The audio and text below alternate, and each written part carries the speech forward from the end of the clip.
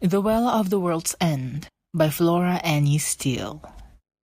Once upon a time, and a very good time it was, though it wasn't in my time, nor in your time, nor anyone else's time, there was a girl whose mother had died, and her father had married again.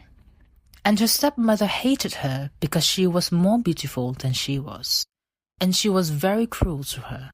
She used to make her do all the servants' work, and never let her have any peace. At last, one day, the stepmother thought to get rid of her altogether. So she handed her a sieve and said to her, "Go, fill it at the well of the world's end and bring it home to me full, or woe betide you." For she thought she would never be able to find the well of the world's end, and, if she did, how could she bring home a sieve full of water?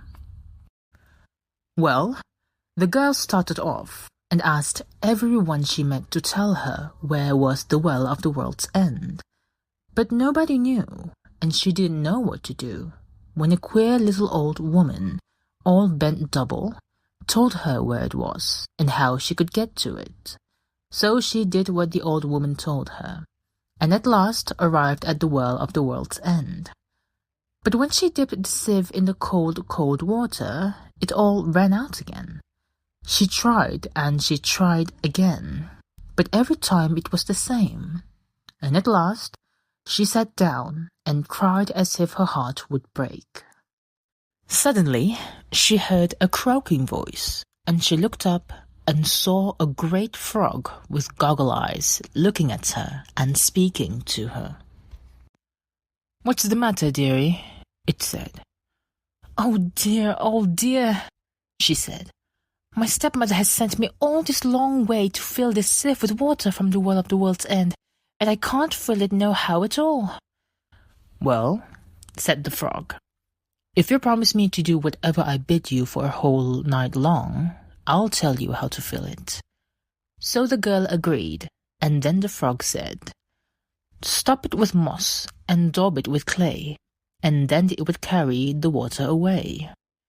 And then it gave a hop, skip, and jump, and went flop into the well of the world's end.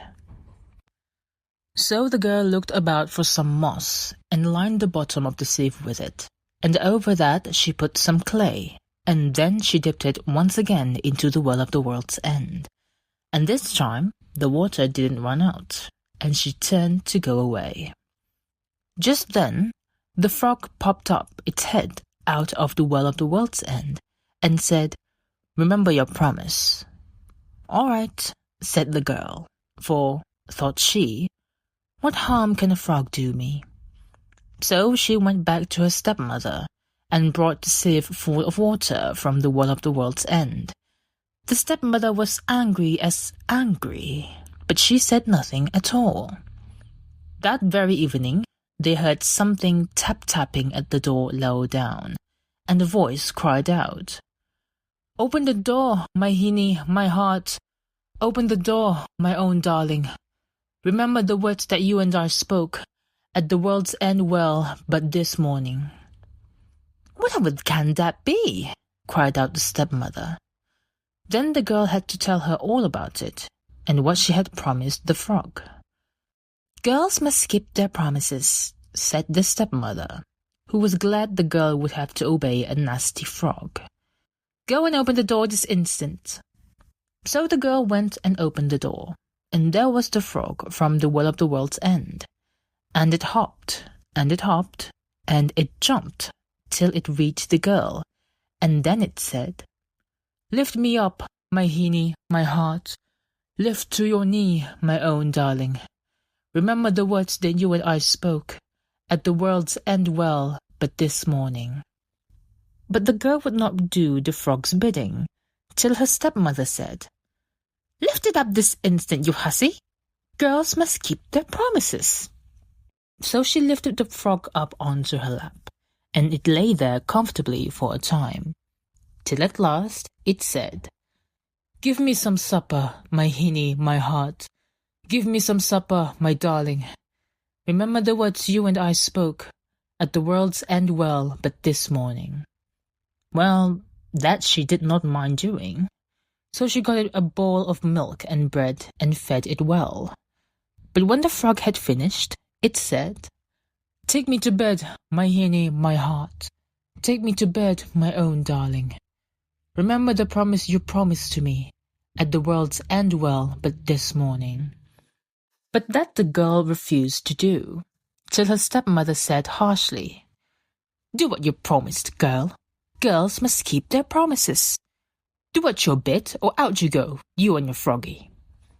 So the girl took the frog with her to bed, and kept it as far away from her as she could. Well, just as the day was beginning to break, what should the frog say but, "Chop off my head, my hinny, my heart. Chop off my head, my own darling. Remember the promise you promised to me, at the world's end well but this morning." At first the girl wouldn't, for she thought of what the frog had done for her at the well of the world's end. But when the frog said the words over and over again in a pleading voice, she went and took an axe and chopped off its head.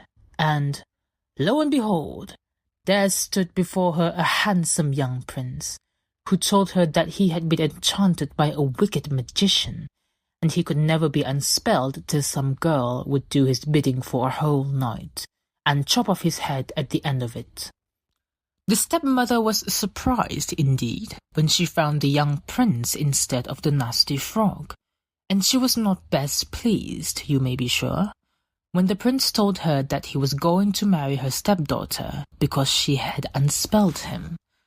But married they were, and went away to live in the castle of the king, his father.